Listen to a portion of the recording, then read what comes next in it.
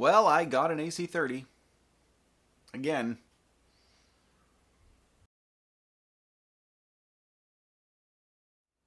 Hey everyone, I'm Jack Fossett. Welcome to the channel and welcome to Real Guitar Talk. Today I want to talk about gear that we can't live with and we can't live without.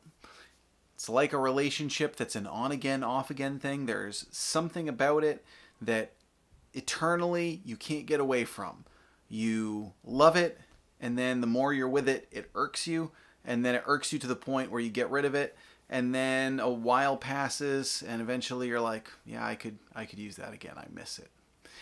For me, it's the Vox AC30, and this is a very, very clear answer for me. In fact, I did a Real Guitar Talk video 7 or 8 months ago about getting rid of my AC30, which I did. And I think I said in that video I'd probably get another one because I kind of talked about this from that side of it, from the getting rid of side of it. And now I'm back. Now I have another one. Now, I didn't actually seek it out. It sort of found me. A good opportunity came along to trade for one, and the thing hit me again. It was just like, I could use another AC30. Now, in that particular amplifier, the thing is that it just does something that other gear doesn't do.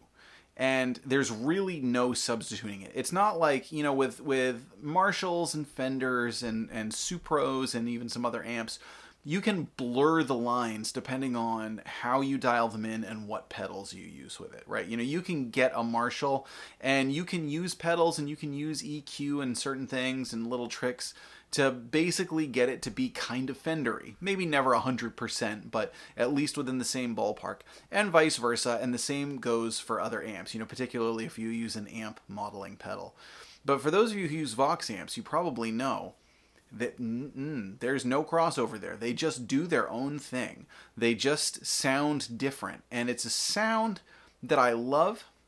And I'll be perfectly honest, I think one of my issues with it is that the modern AC30 that Vox makes, it just leaves a bit to be desired. I have a love-hate with the current Vox amps, kind of similar to what's grown into just kind of a silly, condescending love, I guess. Maybe not condescending is the right word, but something that I have for the Blues Junior. I love the Blues Junior, but I love it fully accepting all of its faults.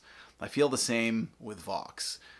They're really not perfect amps, and in many ways they really don't live up to the classic amps that they once were, the sort of pillars of rock and roll history, these genre-defining tones that came out in the 50s, 60s, and 70s from Vox. You can kind of like scratch the surface of them with the modern Vox gear, but they're just really not the same. I would love to see Vox come out with a higher quality one. I would love to see them do some tweaks. My interpretation of it, and I don't have any behind the scenes info here. I want to be very clear about that. This is just the way that I see things happening. The way that I see it is that Vox, it has become kind of a side project for Korg. Again, this is just my reaction to things that I see, as opposed to having any sort of inside information or knowing people there. They're not making bad gear, but they're making gear that should be better and could be also less expensive and things. But again, that being said, it just does something that other things don't do. And every so often, if I don't have that sound, I feel like I need it and I miss it, and then I get it. Now, I'm going to be fully honest. I may have this amp forever, for the rest of my life. More likely I'll have it for a year, maybe 2. And then something will happen. Either I'll need money, or some other piece of cool gear will come up on the used market that I can trade for, and I'll go, yeah, I could get rid of that. And I'll get rid of it, and then the cycle will continue. Then it'll be another year, maybe 2. And I'll go, I could use another AC30. Now, at some point, maybe I'll wisen up and really pony up some money and get a vintage one. Get the real deal, the real old JMI Vox AC30 with the silver Alnico speakers. Maybe I'll do that if I'm ever in the position to find one and get my hands on it. I would love to do that. But I'm curious, from all of your perspectives, are there pieces of gear that you have a similar thing for? Is there something about a certain piece of gear that it does something that you love, but you just don't fully gel with it, but you keep trying? You kind of can't get away from it. There's something about it that nags you when you don't have it, that you need it, and then you get it, and it satisfies the need. It scratches the itch. And then after a while, you're like, yeah, but it just doesn't work for me, and you get rid of it, and then the cycle continues. It's sort of a weird, finicky thing that I've gone through, again, for a long time. It's my fifth. And I've never owned any of them consecutively. This is my fifth Vox AC30. I had a CC2. I've had 3 C2s, which is what this is, and I had a C2X, which was the C2 with the blue Alnico speakers. They all have been good. They all sounded and did pretty much a similar thing. There were little variances. You know, the C2s, of course, have all been the same, and the Alnico blues did make a bit of a difference, and the CC2 was a little bit different, but they all basically did the same thing. Now, one of the things that I will say for Vox on this is they've always been reliable for me. Now, again, this is not from a tech person aspect, because I've seen people go through and, like, you know, say that they're cheaply made, and I won't refute any of that. But what I will say is that I've never, I don't think, ever had a Vox AC30 fail on me. They're very, very reliable, and I have used them a lot. I have taken them out to a lot of shows. In fact, I really cut my teeth gigging using AC30s a lot in the early days. I used to play a lot of shows all the time, and I would try out different amplifiers and different gear, and there were a kind of a handful that I used to rotate with. I have a lot of gigs under my belt with an AC30, and I know how to use them. I know how to get the good tones out of them. I also know it's very easy to get bad tones out of them, and it's very easy to just kind of like hit a chord and be like, ugh, this just does not sound how I want it to. But that goes back to the point. Now, honestly, this also ties in with some of the things that I've talked about in recent videos of looks and image and sort of a gear identity that we feel like we have. When I was getting into Vox AC30s for the first time, believe it or not, one of my favorite guitar players is Brian May.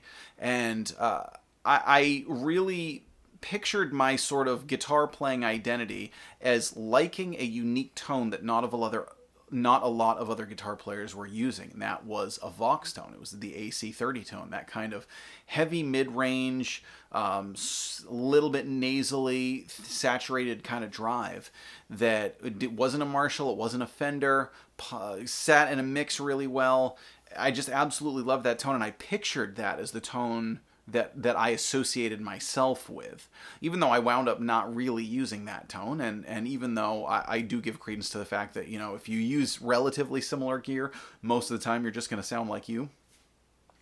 And that plays into it. That still plays into it. There's still that old part of me that's just like, yeah, but I was the Vox AC30 guy. I gotta have an AC30. That's part of my musical identity. I have to have an AC30, even though I really don't have to have one. But that factors into it, and you know, the whole look of it factors in. We've talked about that before on this channel, that the looks factor in. You know, the diamond grill cloth with the gold, and there's something iconic about that, you know. But it also leads to the broader issue that I do think a lot of our gear woes would be easier if big companies didn't cut as many corners and just put out a really good product and, you know, not try and skimp on things, I guess. This amp could be a solid 5 times better than it is, with not a lot of difficult tweaks. And I'm not going to go through them all here. The point of this video is not a review of the AC30, even though it's kind of a sort of a side topic, I guess. But just like the Fender Blues Jr., I've talked about that on the channel too. I do think that the big companies, the big guitar manufacturers, the names that we all know and love, I do think their products, particularly in the mid-level range, where they rest on their laurels too much, where they settle for good enough, knowing that it's going to sell because it's a Fender Tweed amp or because it's a Vox AC30 with the diamond grill cloth. I feel like there's a certain amount that they're like, yeah, that's good enough. Go ahead and package it and put it out there, when it could be better and it could live up to the company name better. That's a pretty harsh criticism of them, I think, in its own way. You know, again, that being said, that they have put out generally reliable products that you can sound good with. But there is some reality to they don't make them like they used to. And this is beyond the guitar world. In fact, I've dealt with this with appliances recently. Had a washer, a clothes washer break, and the repairman said, yeah, they don't make them like they used to. You know, if you get one of these from the 90s, You can repair it for the rest of your life and it will never have problems. You get one of these new ones and they're basically made like crap and they're made to be replaced. So there's a difference in philosophy. There's a difference in manufacturing. There's all kinds of this sort of consumer evolution or devolution, I suppose, depending on your point of view. But let us know what you think. What gear can you not live with but also can't live without? And is it for a similar reason? Is it that it's something unique and that the company doesn't quite make it up to snuff? Or is it something that for whatever reason you just don't gel with, but like you feel like you need it? I've had certain things like that with other... I'm just coming around to Marshall because I've always loved the tone of Marshall, but when I plugged into one, I wasn't there. I wasn't on the same page with it, and I'm kind of finally just coming around to being like, yeah, I can work with this. I can do this. I was like that with Gretsch guitars. Now, neither of those were for quality issues. They were just for kind of personal connectivity issues. But what gear can you not live with, not live without? What's the reason? Please let us know in the comments. I'm Jack Fossett. Remember to like, share, and subscribe, and we'll see you next time.